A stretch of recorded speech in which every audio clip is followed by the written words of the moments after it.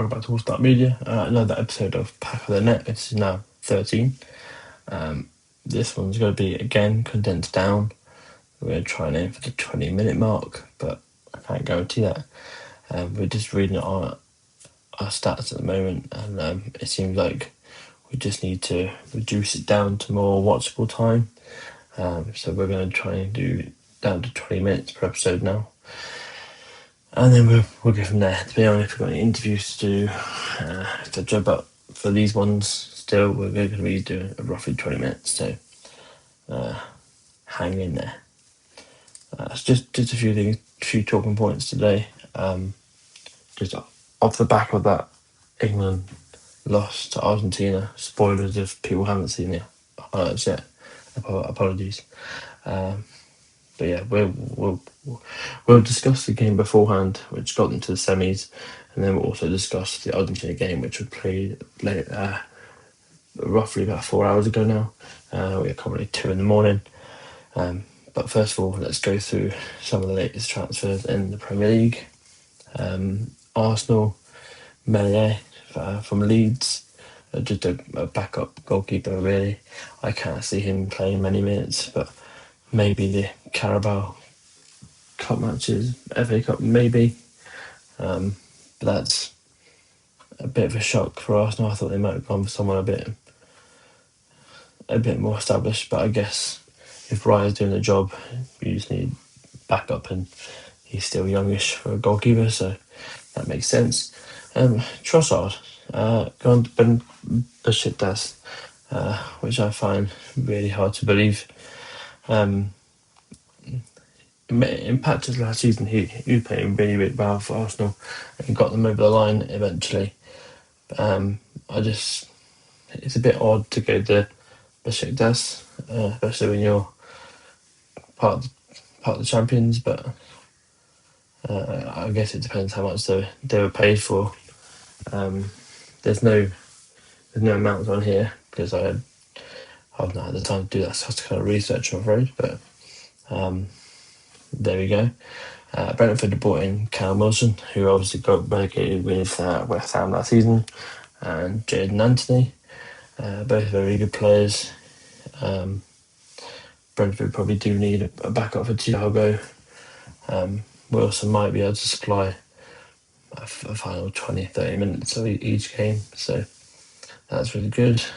Brighton, Vuskovic, I think he's from Leeds, I believe. Apologies if it's not right. Just to bolted up their squad. Nothing exciting yet. I'm sure Brighton know what they're doing. Chelsea, as you can see, Andre Santos has left Chelsea for quite a bit of money, but he has actually gone to Man United, which is also on this list, with obviously them receiving Santos as part of the deal. Everton, Coleman and Gay have left the club, probably a retirement more than anything else. I'm sure Seamus will be part of the Everton furniture, be a coach of some sort. Really good servant for them, and has been a really, really good defender and fullback throughout his time in the Premier League. Fulham now, they worry me a little bit when it comes to transfers. We've had a few really, really good windows. I can't remember, maybe last decade, where Fulham have splashed the cash and done really well. But these two signings leaving just kind of weakened their team as a whole. These two are probably arguably two of their better players last season, especially Wilson. Really, really good at getting goals. But he's heading to Leeds, which obviously, as you can see, he's joining them. And Raul Jimenez, again, it baffles me. He's left the Premier League side in Fulham to come to the Championship side with Wolves. I know he has obviously future, the path through the Wolves, and that probably helps. But I guess for him, he's probably just about slowing down. Although he's going to get a bit of a culture shock when he's in the Championship. The games come thick and fast, very physical, and no VAR. So these Premier League teams and players need to realise the difference. So Fulham might find it difficult to start the season, just because half their squad of, well, all the decent players have gone. To keep an eye on Fulham, very, very strange. Leeds, they've got rid of both keepers, Darlow and Elliot. I imagine they probably bring in another keeper. If not, they'll probably promote from youth. Leeds tend to do a lot of youthful work, bringing players through. So watch this space, and hopefully they can stay up last next season. Man City now bring in Anderson, Jerry Munger, and Pierre Charles from my club, Sheffield Wednesday. I don't know why they need him. He was originally from Man City, so he got straight back in, but I believe he then goes straight back out on loan to QPR, I think. So it looks very much prospect players, apart from Anderson, obviously, who's quite established now and obviously playing in the World Cup. Obviously, as of now, he's playing, but I can't see them playing on Saturday. They just put out the players that haven't played, basically. Man United now, as mentioned before, Andrew Santos has joined Man United. Very odd. I'm sure it's probably because Chelsea need to sell and raise some capital, so get out of the punishment they're about to be given with the UEFA. But again, watch this space. Obviously, the Carl Darlow situation with Leeds meant he went to Man United. Probably a good backup. Third choice keeper, possibly. So yeah, that's good from them. And they've recently signed Yuri Tielemans from Aston Villa, which is huge. That's not a bad partnership. Him and Bruno in the middle. I just don't know how it's going to work playing them both, unless one's going to sit deeper. Because obviously Ugarte is gone, Casemiro's gone. So is the Tielemans move the Alex Scott replacement they wanted? Very, very different players. Tielemans wanted to go on the attack, and yeah, it might benefit from a player like Tielemans. Skillful on the ball, really, really good team player, as we've seen from Aston Villa. And if he can have a injury-free season, I can see United doing very, very well with him in the squad. Newcastle, they have signed Stewart. I know nothing about this guy, to be honest.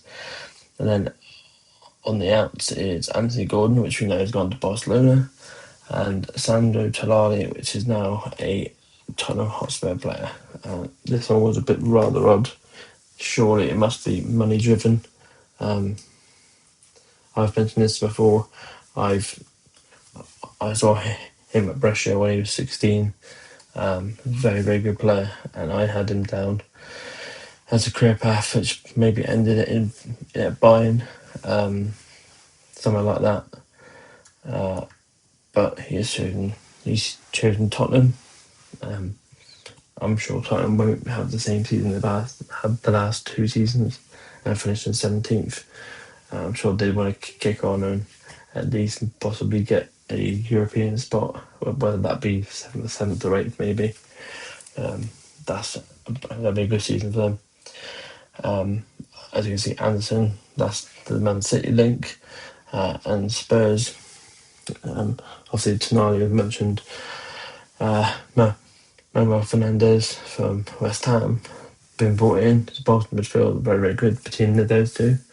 John Ball Van Heck, I think he's one of the best centre-backs in the league.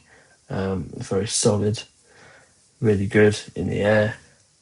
I was shocked to see him sign for Spurs. I could have seen him possibly at Chelsea and Man City. but suppose it is. It must be money driven. The purse, the war chest is now open. Um, so plenty more transfers to come, I'm sure. So Dubravka on a free, which is good. It's more backup for them. Andy Robinson again on a free was released by Liverpool. He'll probably end up being backup, especially to Jed Spence or Udogie. So Robertson is a good experienced head as well, which is always good around the dressing room. Marco Senesi, again, free from Bournemouth. This was a bit of a weird one. He'd been linked with other clubs, but decided to move to London and play for Spurs. So again, part of the rebuild. And then Cole Ramsey, been brought in. I can't remember where from, but Tottenham have done really well in the window so far. Quite a bit of money spent, so at least fans can't turn around and say they don't do anything. And then if you look at the bottom here, just a few more since the last time I did this. Obviously, the Tielemans we've approached on.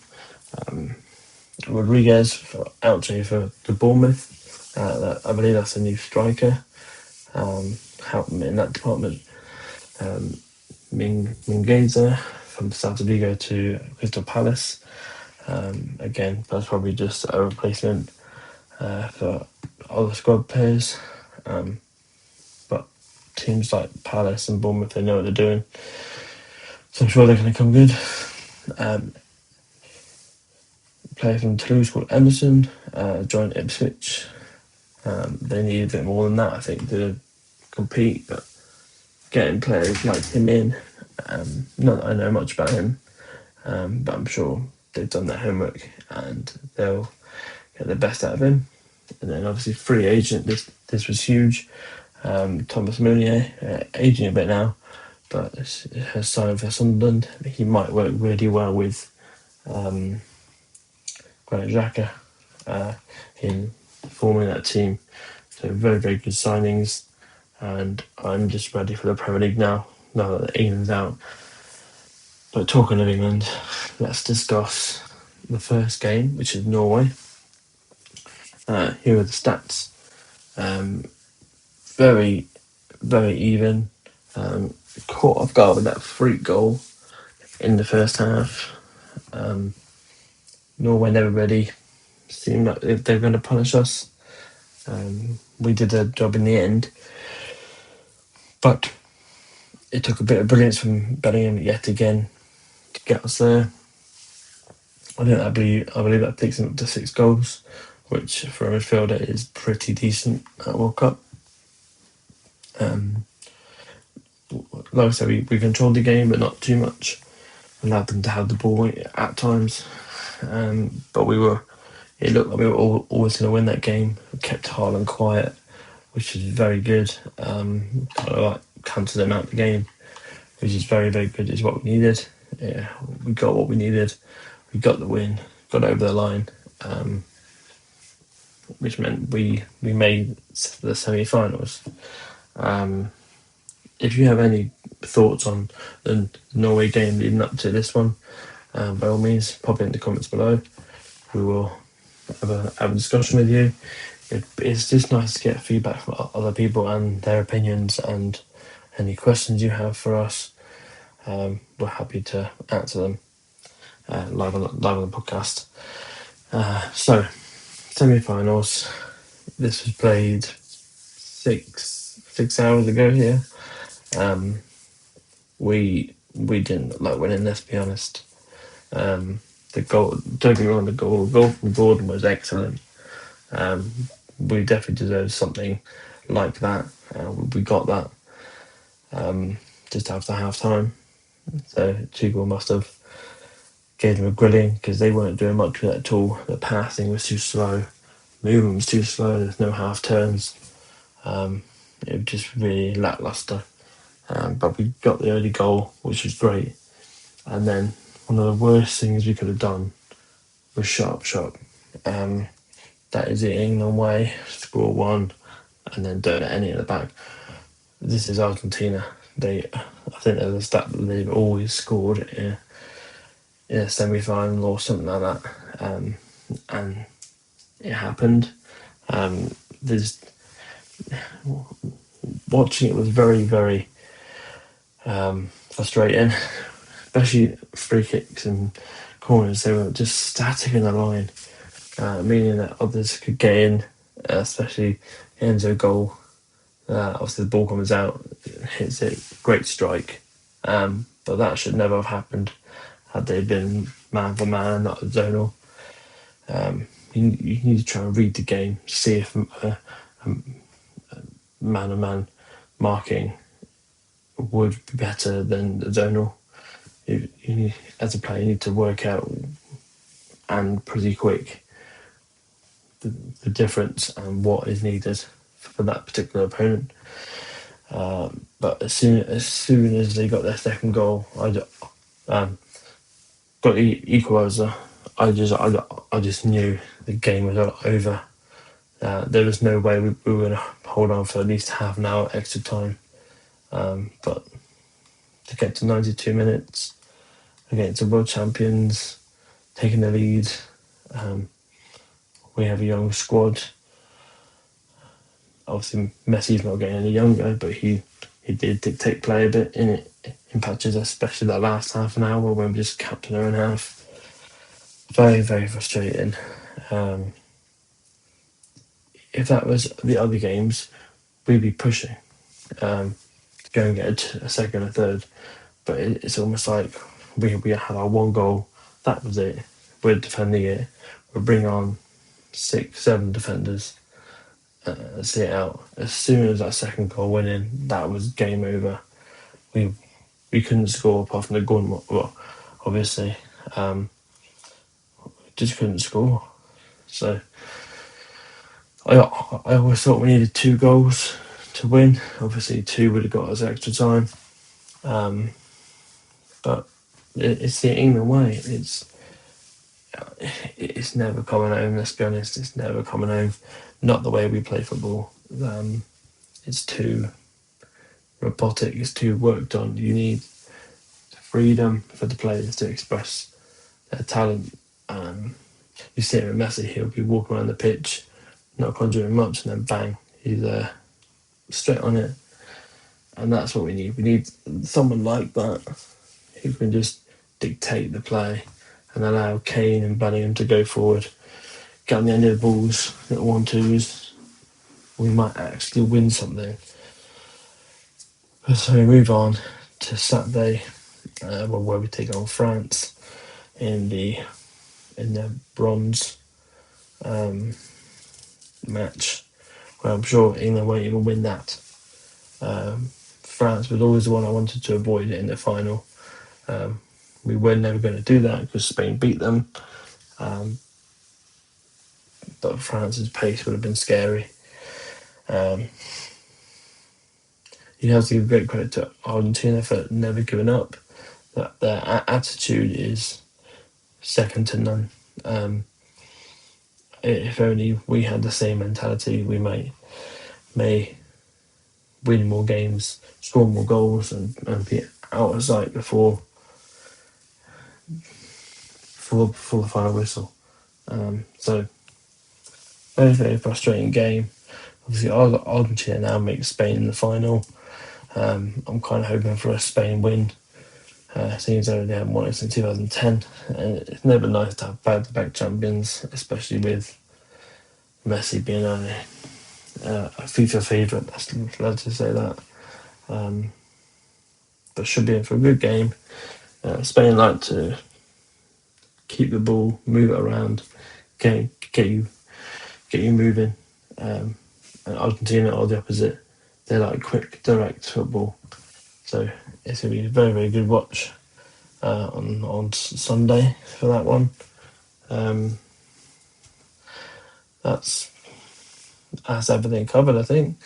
Obviously, we'll work on a few things now. Obviously, with the World Cup finishing on Sunday, just working on a few things. But we will bring us more content, more chat more talking points, and hopefully we will have someone with us eventually. It just makes it easier for the conversation to get started, rather than me chatting to you about all this random stuff. But if you made it this far, thank you so much for watching. We need to get to bed. It's 2:30 in the morning, but we need to meet that deadline. We have promised Thursday morning, 7 a.m. local time, that this will be out, and it will be out. So you are watching this now. We made it to the third day yet again. But in the meantime, we shall love you and leave you. We have more Trivia Tuesday on Tuesday. Possibly a talk about how the World Cup's gone on as a special. The talking points, the highlights, everything like that, which has made the World Cup very special. But apart from that, we'll see you next Thursday for Pack of the Net episode 14. Enjoy. So, thank you.